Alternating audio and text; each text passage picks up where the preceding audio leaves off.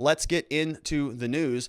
Mohammad Anwar is a case that we have not really followed on this channel, but it's time to take a look back and decide and take a look at what's going on here, because now we know that the two underage girls who were involved in Mohammad Anwar's death are now getting a plea deal from the prosecutor's office out in Washington, D.C., and we want to sort of decipher what is going on here. Now, high-level overview on this. Mohammad Anwar, as we mentioned at the start of the show, was a gentleman who was killed back in early April. He was an UberEats driver, and he was out working. And two young girls, 13 and 15, I believe, were sort of out, doing what I guess they were doing, right? They were attempting to carjack this guy. So they had a taser, they went up to him, and they got into an altercation. The car sort of spun out of control, and Mohammad Anwar was killed in the accident. Two young girls, of course, survived. And so they got charged with murder crimes, and now, since this has been sort of working its way through the justice system, now they're getting a plea deal. And the reason why I wanted to talk about this story is it sort of segues into our next segment about the Supreme Court, where the Supreme Court is now saying, there are certain restrictions that we're just not going to consider as it relates to juvenile cases. In other words, you can have a juvenile essentially be held in custody for the rest of their life. More or less, there's some nuance in that, but it is sort of a new development in terms of juvenile law. And we're seeing a lot of problems with juveniles and the criminal justice system. It's sort of a weird pattern that we've noticed on this channel and in the news over the last, 10 days or so. It's been sort of interesting, right? We had Dante Wright, I think he was 16, 17, very young, who was shot by Kim Potter back in just outside of Minneapolis. Then we have Michaela Bryant.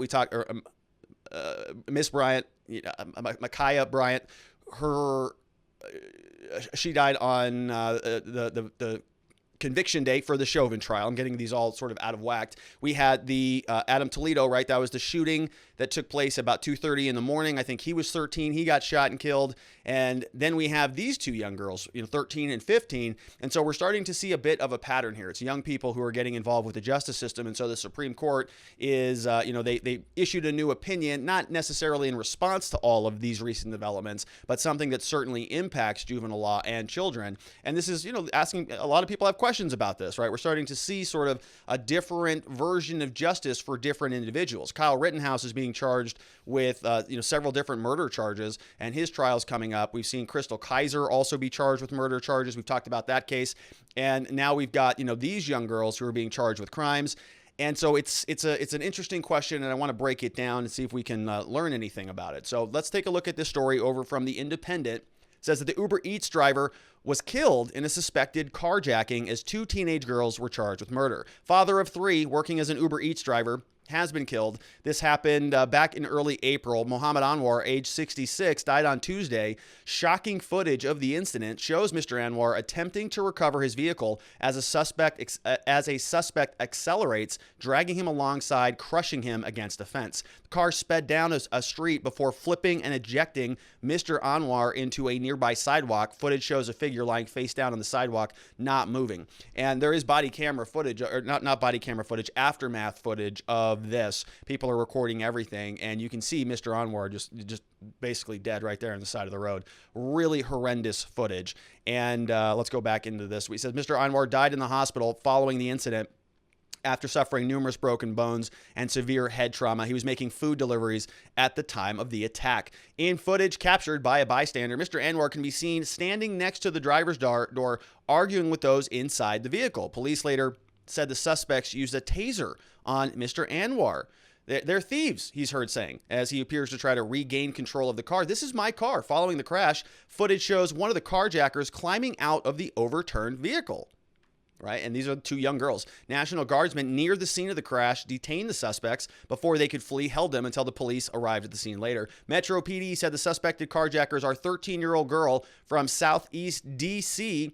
and a 15-year-old girl from Fort Washington, Maryland. Neither of the girls has been named because they are juveniles. Both teens have been charged with felony murder and armed carjacking. They made their initial court appearance on Wednesday. A judge ruled that they were a threat to the community and posed a flight risk, so they were detained until their next court appearance on March 31st.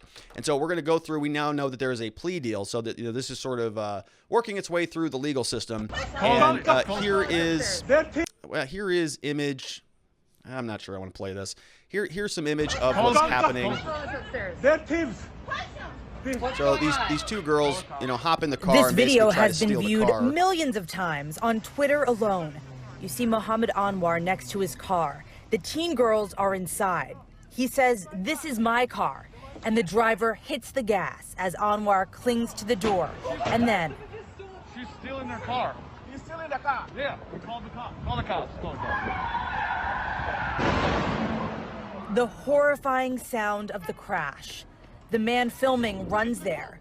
You see members of the National Guard helping the girls from the car. Anwar is alone on the sidewalk after he was thrown from the vehicle. You can hear one of the girls saying, "My phone's in there," as she tries to go back to the car. DC police tell us they are aware of this video. Our victim in this case. Yeah, and so if you saw that on the side, blurred out, there is Mohammad Anwar, right? He's just kind of dying on the side of the road. And the young girls are saying, "Hey, my phone's still in there. Got to get on my TikTok videos," after they tried to tase the guy. And he is dead there. So, National Guard was kind of helping to try to pull them out of the vehicle. Here are some other images that you can see. And this is another shot. Mohammad Anwar now is up here, right? He's sort of thrown from the vehicle. And these young girls don't even have driver's licenses, right? 15, 13 years old. They used a taser to try to grab this guy. And they sort of spin around the car. He gets thrown out. He's over here.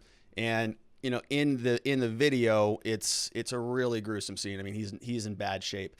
This is another image. It looks like just sort of the aftermath. You can see how hard this hit, right? The vehicle crashed, knocked the pavement out, and really sort of rammed into this vehicle, knocked all the bike racks off. So a very, very, very serious accident. And of course, Mohammad Anwar is over this direction, dying. This is another scene here. Here is the man. Video shows a teenage girl attempting to run away as Anwar lie motionless on the sidewalk after being ejected from the car. National Guard troops detain the suspects, aged 13 and 15, until police arrive. So here is Mohammad Anwar. May he rest in peace, right? Another tragedy. We have, a very serious thing happening right now where we have young children who are doing stuff like this regularly, more frequently, because we are seeing this as a pattern. And maybe it's just sort of a coincidence, or maybe this is really indicative of a deeper problem. The reason why I typically look for patterns is because I think patterns are instructive. And prosecutors do this as well, by the way. Prosecutors will say, if you are somebody who is let's say facing sexual assault allegations.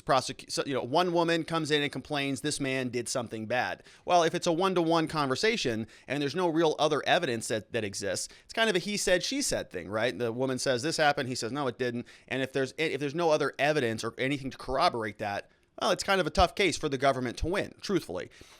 If we see more people who are making the same types of complaints against one particular individual, then you start to see a pattern, right? So now if you say we have somebody who is facing allegations and we have one victim and her story matches another victim and both of their stories match a third victim, and those three different things happen over, let's say 2 years, based on one particular person, the allegations are against that one person. And you can say there's a pattern that's been happening over 2 years. And this one individual seems to have a pattern of conduct. And so you can sort of make a case in that regard. Right now, the government says, well, we've got enough evidence, so we think that there is enough cause here to charge that person with a crime. And so it's just sort of an example that I use to flesh out the importance of patterns. And we're seeing that right now, right? I just went through 4 of them that we've seen a lot of lately. And the question is what is going on here? Why is this happening? And it seems to be, very young kids, 13, 15, 16, and they're all getting involved in altercations with law enforcement. So it's a little bit troubling. We also know that a plea deal has now been issued. So this is a little bit of a background on that. A plea deal has been offered to 2 teen girls charged in the deadly carjacking of UberEats driver. So News on Your Side has learned that a plea deal has been offered. In a court appearance in Washington, D.C. on Tuesday, prosecutors told the judge they are negotiating a plea deal on a second-degree murder with weapons charges. All right, so that is a less serious charge than the original felony murder. And so remember we talked about this a lot in the Chauvin case. Felony murder is the idea that you commit a felony and somebody dies in the commission of that felony. The example I use very frequently on this channel is the bank robbery, right? If you have a getaway driver and 3 other people in the bank robbery car, 3 people go into the bank, they start robbing the bank, you're just the getaway driver, you never even go inside, but one of those people kills somebody inside the bank, and then they get back in the car and you drive away. Well, the police capture you if you are a driver of a vehicle, are you responsible for the death that happened inside the bank? Are you responsible for murdering that person, even though you didn't even step foot in the bank? Yeah, you are, because it's called felony murder. You were involved in the commission of a felony, and somebody died during the commission of that felony. You were robbing a bank. That's illegal. Somebody died. You were part of that conspiracy. You were a part of that scheme. So you're going to get charged with felony murder. Same concept here. This girl was involved in, or both of these girls were involved in a carjacking, car theft, right? Grand theft auto, or whatever the statute defines it there. And somebody died. So they would be charged with felony murder. Now, the plea deal is reducing it down from felony murder down to a second-degree murder with weapons charges. And so I haven't pulled up the particular statutes because I didn't get a copy of the plea deal. I don't know exactly what they're going to be trying to do here, but it sounds like, it's sort of a lesser degree of culpability. It's sort of like what we saw in the Chauvin case, right? With felony murder, a little bit more intention there. You intended to do the carjacking and somebody died as a result of that. So we're going to charge you with murder because you did intend to do the underlying felony. In this case, it sounds like second-degree murder, maybe more of the unintentional, we were using a weapon, somebody died in the commission of it, but it wasn't intentional. Sort of like what we saw with Chauvin, right? We saw the three different levels of culpability ranging from the most serious to the least serious. And so in this case, they went from a serious charge down to a less serious charge. And some people might be upset about that. They might say, well, these girls are getting off or whatever, that same benefit of the doubt wouldn't be provided to a Rittenhouse or whatever. But it is something that is pretty common, right? This is part of the plea bargaining process. This is how this works. You charge somebody with a more serious crime. The plea deal that is offered is a less serious crime. They want to give you an incentive to take the plea deal. If they're going to say, hey, just plead guilty to the original charge, why would you ever take that? You would never do that. You could just go to trial and lose and probably get much the same deal that the government was going to be giving you. So if they're going to give you a benefit to incentivize you to take some sort of a deal, they got to give you a reason to do that. So they are dropping it down, which is not unexpected. Now we continue on. It says Metro PD detectives said on March 23rd, the girl, so this actually happened in March. I thought it was early April. The girls assaulted 66-year-old Mohammad Anwar of Springfield, Virginia with a stun gun. Moments later, Anwar attempted to hold onto the car as the teens sped away. He was thrown when the driver hit a curb and flipped the vehicle. Police said Anwar had broken bones and a head injury, died a short time later. According to witnesses, after the crash, one of the teens complained her cell phone was inside the wrecked car. The two teens are pleading not involved, which is similar to pleading not guilty. Defense attorneys have also asked the judge to have the teens undergo mental evaluations, which is probably a good call. And under the D.C. Superior Court rules, the 13-year-old cannot be tried in adult court, and the prosecutors have made no indication that they would move the 15-year-old to adult court either. So we'll see where this ends up. This is something that I think is obviously a very serious crime. And there are certain people in this country who say, well, that's it, right? That's it. They get one shot. They killed somebody. And that's the end of the line for them. I am not that hard-nosed, I would say. I think that, I'm a criminal defense attorney. I've seen some very amazing rehabilitation stories. I've seen people who have been charged with heinous crimes make incredible heroes out of themselves in their lives.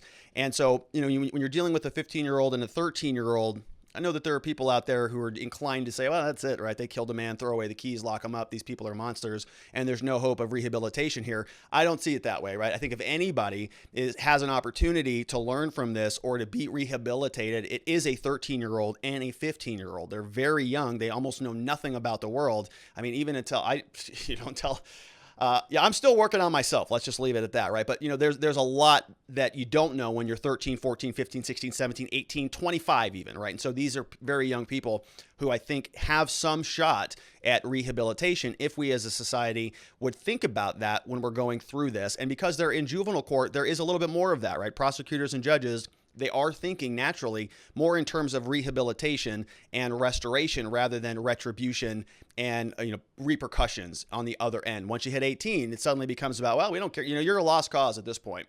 You're done. We're just going to convict you of a felony, remove all your rights, and kind of put you in that downward spiral, put you in a hole that you can never climb out of. And so in this case, right, these girls are young. I'm optimistic that maybe this can be a changing moment in their lives, maybe with their parents, maybe with their community, maybe with their siblings, so that this type of stuff just doesn't happen again. Let's take a quick look at some questions over from locals.com, and we're at Watching the Watchers. And you can also grab a promo code for Existence Systems, by the way. So let's take a look at what Locals question. First one comes in from Ma Fox. Ma Fox says, young people make dumb choices. I don't see anything here saying these girls intended to cause a murder. Putting them in prison for life seems beyond excessive and nothing but punitive, not to mention my disdain for felony murder rules. Punitive justice helps no one. Ma Fox. Also, DC's felony murder rule is considered first degree. Got it. All right. So thanks, Ma. Thanks for that. Look at that. We're learning. We're learning. Thank you, Ma. So I agree with you, right? And that's sort of my opinion on this, right?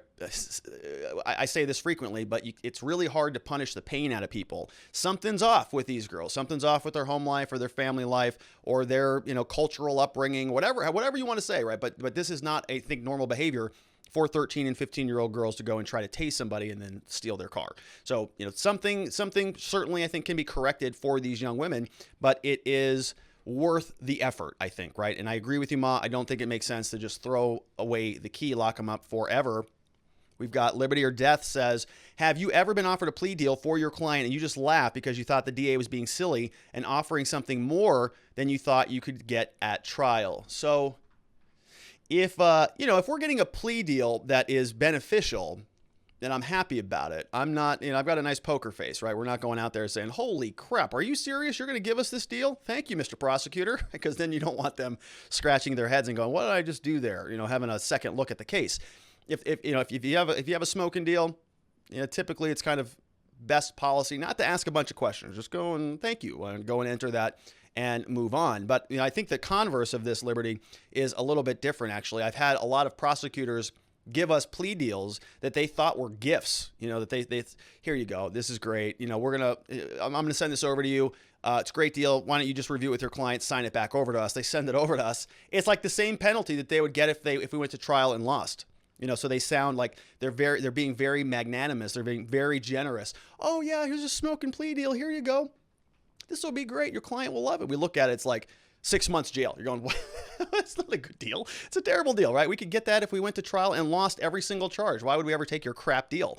But they, a lot of them will think, well, we're going to ask for the max. We're going to ask for the worst. And I know this, judge. So if you don't take my very generous deal, it's going to get worse for you.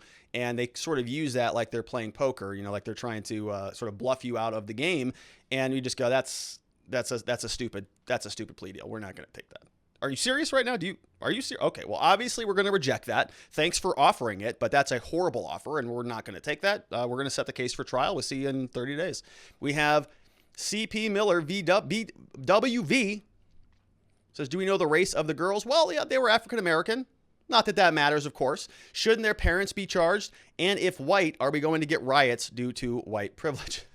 So they were African-American girls, that is part of the story. And you probably could have seen some of that in the video. Should their parents be charged? There's some people making that argument. I have seen that there should be some extended liability to the parents. I'm not so sure about that, right? I think that there is a great danger in sort of attributing criminality to other people who don't commit the crime. I really don't like that. I think it's sort of an overreach on the law. Parents didn't do anything, right? They arguably maybe could have been better parents or prevented their children from getting access to a taser. You can make those arguments, but I'm not so sure that it is pertinent to then charge those people with crimes. I think that these are young girls who just need who need some very strong guidance, definitely an element of punishment, right? They can't be thinking like this is something that you can just scoff at and look the other way at. But I don't think that we're there. And so I just wanted to sort of, touch on this. I think that this is probably moving in the right direction and frame that out a little bit. Liberty says,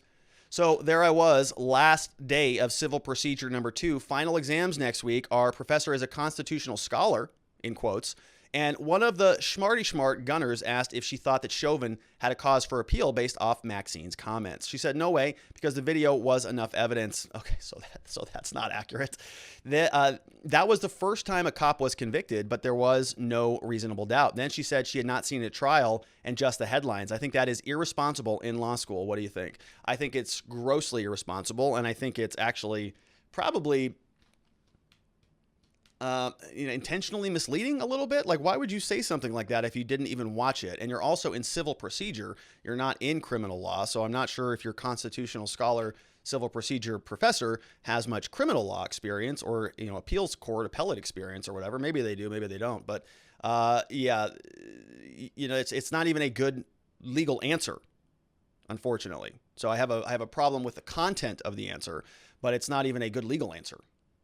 Like, I think the opinion's bad, but it's also legally bad, I guess is what I mean. So I think it's terrible. I think it's a terrible answer, and good luck in your Civ Pro class, Liberty.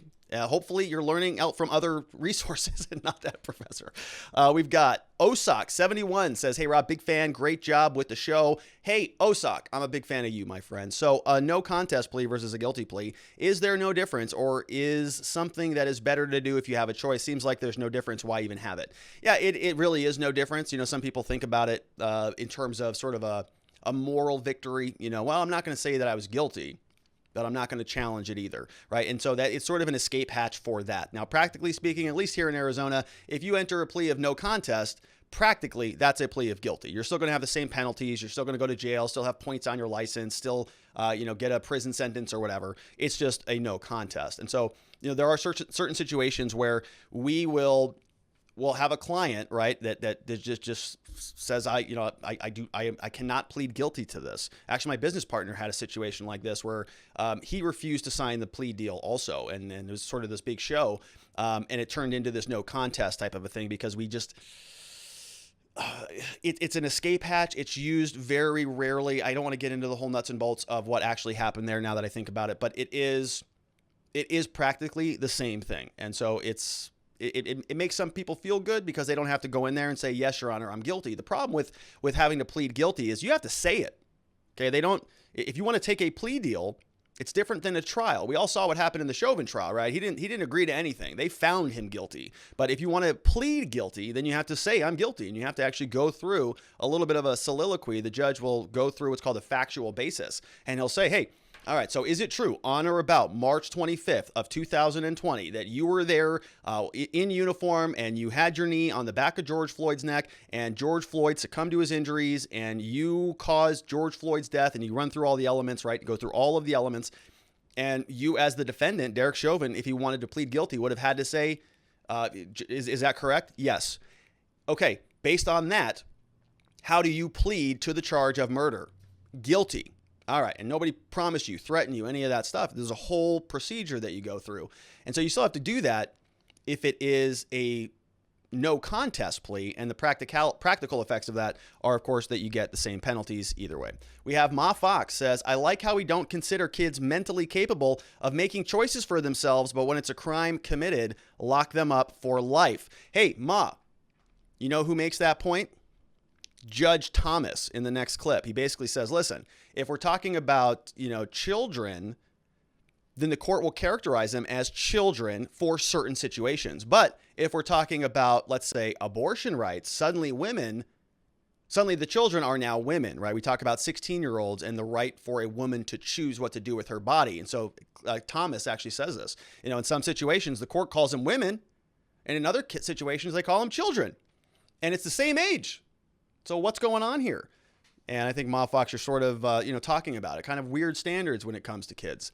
Sort of characterize them and categorize them based on whatever's expedient for you. Flag drop NJ, last one on this segment, says, Robert, should the girls be remanded to custody with understanding every day to be a shining example to other kids in similar situations? Also, are the parents liable for civil penalties from Mohammed's family for ineligible death, especially if they plead guilty? So, I can't answer that, to be honest. So I don't do civil law almost at all. I mean, I really kind of detest that area of law. I really like to focus on criminal law. So I think if I had to harken back, I go back to law school. And I remember reading some cases at some point in time in civil law where there are abilities to make claims against parents for your negligent children. But I don't know if that was, if that's antiquated or if there's any basis or any new claims for that. But certainly if you're Mohammed's family, you want to take a look at that. Now, the next question is, do they have any assets? Do they have anything that is worth recovering against? Is there any sort of deep pockets that would provide them some financial resources? Obviously, Mohammad Anwar was working, right? He may have people to provide for and expenses to pay. And so what is his family going to do now that he's not out there? He was literally working. He was delivering food that day, and now he's not going to be able to do that. So something worth exploring, but I just don't have the technical answers about that, and I apologize. That's for a civil lawyer. Maybe go talk to Uncivil.